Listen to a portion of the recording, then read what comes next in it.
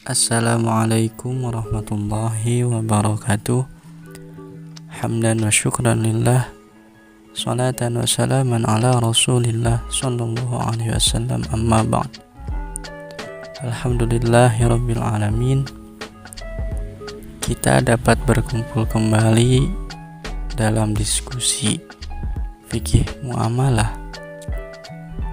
Pada minggu kali ini kami dari kelompok 2 yang beranggotakan adalah Fakhriyatul Izzah, Pan Alwi Fahmi, Siti Khalifatun, dan Akmal Hasan akan menyampaikan materi yang telah kami buat dengan judul Nadoriyah Al-Milk atau kepemilikan.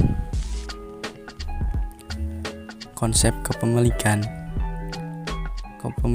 adalah hukum syara yang berlaku pada fisik atau barang atau hanya kepada manfaatnya saja. Izin Allah Subhanahu wa ta'ala kepada seorang manusia untuk memiliki harta kekayaan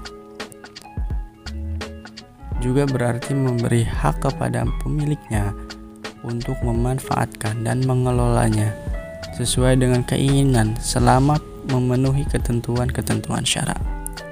Allah Subhanahu wa ta'ala berfirman, wa atuhum mimma lillahi alladzina atakum. Al-ayah. Dan berikanlah kepada mereka sebagian dari harta Allah yang dikaruniakannya kepadamu. Al-Quran dengan tegas menyatakan bahwa Allah Subhanahu wa ta'ala adalah pemilik mutlak segala sesuatu di dunia ini. Manusia diciptakan sebagai khalifah di muka bumi.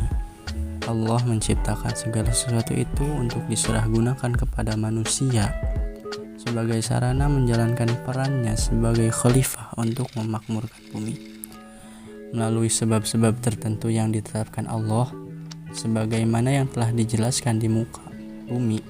Setiap manusia diizinkan untuk memiliki dan menikmati kekayaan yang berada dalam penguasaannya, mengembangkan atau memindah tangankan kepada orang lain, baik dalam transaksi ekonomi maupun tidak. Pada hakikatnya, Allah lah yang memiliki hak penuh dalam kepemilikan, bukan manusia. Hanya saja Allah telah memberikan hak kepemilikan tersebut kepada manusia dalam bentuk penguasaan atau istikhlaf terhadap zat atau manfaat harta kekayaan tersebut, sebagaimana dinyatakan dalam firman Allah dalam surat Al-Hadid ayat 7. A'udzubillahi minasyaitonirrajim. Bismillahirrahmanirrahim. Aminu billahi wa rasulihi wa anfiqu mimma ja'alakum mustakhlafin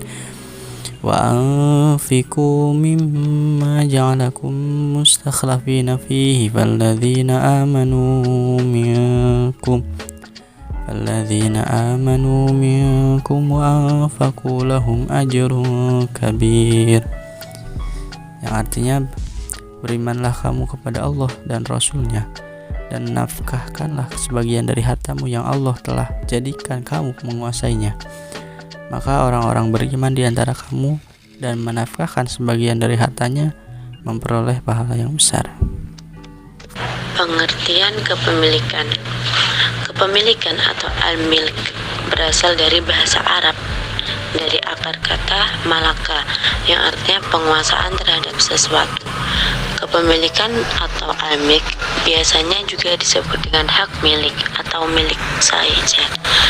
Para ahli fikih mendefinisikan hak milik atau al-milk sebagai kekhususan seseorang terhadap harta yang diakui syariah, sehingga menjadikannya mempunyai kekuasaan khusus terhadap suatu harta tersebut, baik memanfaatkan atau mentasyarufkan. Secara terminologi, definisi al-milk yang dikemukakan oleh para fuqaha Wahbah al-Zuhaili memberikan definisi al-milk atau hak milik sebagai berikut. Hak milik ialah suatu kekhususan terhadap sesuatu harta yang menghalangi orang lain dari harta tersebut. Pemiliknya bebas melakukan tasyaruf kecuali ada halangan syar'i. Wahbah Al-Zuhaili, Al-Fiqh Al-Islami wa Adillatuhu, juz 4 halaman 37. Kepunyaan Allah lah kerajaan di langit dan di bumi dan apa yang ada di dalamnya, dan Dia Maha Kuasa atas segala sesuatu. Al-Maidah 120. Ayat tersebut merupakan landasan dasar tentang kepemilikan dalam Islam. Ayat tersebut menunjukkan bahwa Allah adalah pemilik tunggal apa-apa yang ada di langit dan di bumi, dan tidak ada sekutu baginya. Lantas Allah memberikan atau menitipkan kekuasaan bumi pada manusia agar manusia mengelola dan memakmurkannya. Dan berikanlah kepada mereka harta atau milik Allah yang telah Dia berikan kepada kalian. Quran Surat An-Nur 33. Dan disinilah kita temukan bahwa ketika Allah menjelaskan tentang status asal kepemilikan harta kekayaan tersebut, Allah Subhanahu wa Ta'ala menyandarkan kepada dirinya, di mana Allah menyatakan malillah, harta kekayaan milik Allah. Sementara ketika Allah menjelaskan tentang perubahan kepemilikan kepada manusia, maka Allah menyandarkan kepemilikan tersebut kepada manusia, di mana Allah menyatakan dengan firman-Nya, maka berikanlah kepada mereka harta-hartanya. Quran Surat An-Nisa 6. Serta ambillah dari harta-harta mereka. Quran Surat Al-Baqarah 279. Materi selanjutnya yaitu asas-asas kepemilikan. Yang pertama, asas amanah.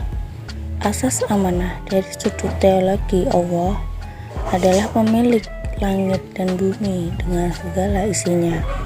Sekaligus juga Allah lah sebagai zat yang memiliki kekayaan. Sebagaimana termuat dalam surat Al-Hadid ayat 7 yang terjemahannya, berimanlah kamu kepada Allah dan Rasul-Nya, dan nafkahkanlah sebagian hartamu yang Allah telah menjadikan kamu menguasainya. Maka orang-orang yang beriman di antara kamu, dan nafkahkanlah sebagian dari hartanya, memperoleh pahala yang besar. Quran Surat Al-Hadid ayat 7.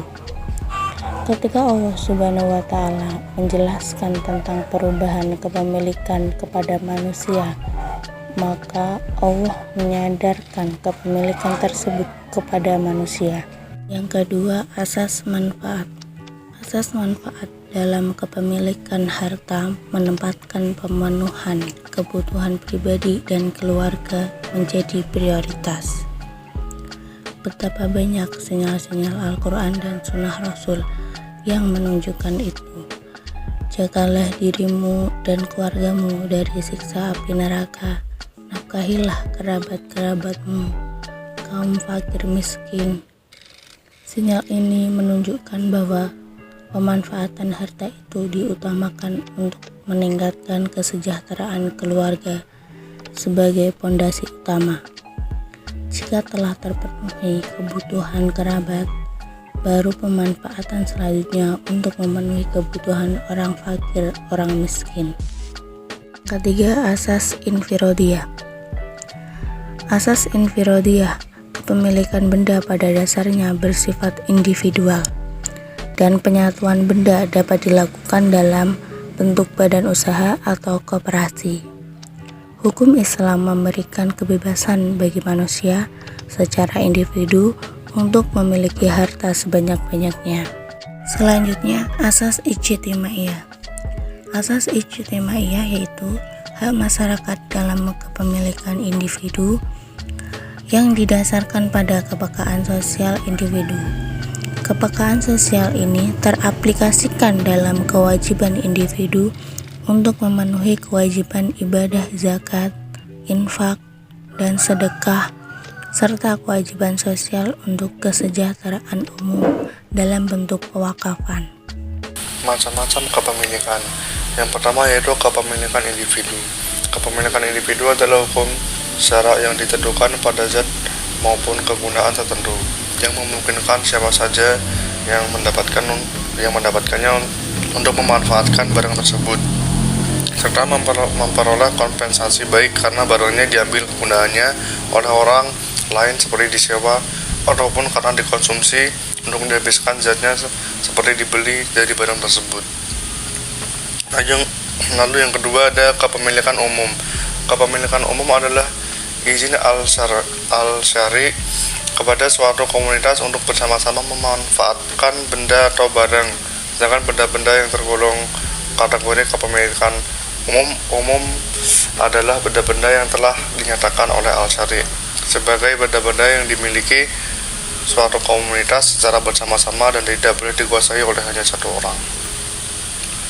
Lalu kepemilikan yang ketiga yaitu kepemilikan negara. Kepemilikan negara ini meliputi semua jenis harta benda yang tidak dapat digolongkan ke dalam jenis harta milik umum, namun bisa digolongkan dalam jenis harta kepemilikan individu. Maksudnya, kepemilikan negara pada dasarnya juga merupakan hak milik umum, tetapi hak pengelolaannya menjadi wewenang dan tanggung jawab pemerintah. Meskipun demikian, cakupan kepemilikan umum dapat dikuasai pemerintah karena ia merupakan hak seluruh rakyat dalam suatu negara yang wewenang pengelolaannya ada pada tangan pemerintah. Sebab-sebab kepemilikan. Menurut Taqiyuddin An-Nabhani, dikatakan bahwa sebab-sebab kepemilikan seseorang atas suatu barang dapat diperoleh melalui sebab, yaitu pertama, bekerja, kedua, warisan, ketiga, kebutuhan akan harta untuk menyambung hidup, keempat, harta pemberian negara yang diberikan kepada rakyat, kelima, harta yang diperoleh seseorang tanpa mengeluarkan harta atau tenaga apapun. Sekian dari kelompok kami, terima kasih atas perhatiannya. Mohon maaf bila ada kesalahan, kekurangan, dan ketidaktepatan dalam penyampaian materi, karena kami juga menyadari karena kami sedang belajar. Wallahul muwaffiq ila aqwamit thoriq. Wassalamualaikum warahmatullahi wabarakatuh.